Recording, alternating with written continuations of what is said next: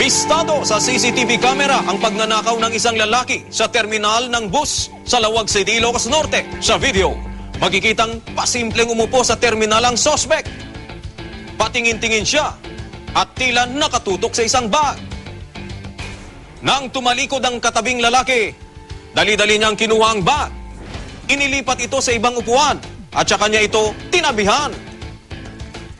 Ilang sandali pa, kinuha na niya ang kamera sa loob ng bag at umalis na parang walang nangyari. Ayon sa isang dispatcher, madalas niyang makita ang suspect na nakatambay sa terminal. Aglugan pa di mapambigan. Kaya mo kakit pasayro hamit gayam, agsip-sipot gayam. Tinakaman na pa timesa nga driver nga tibag na sa... Ang may-ari ng ninakaw na kamera, napansin na lang daw na nawawala na ito nang makasakay na siya sa bus. Umaasa siyang makakatulong ang CCTV footage para mahuli ang suspect.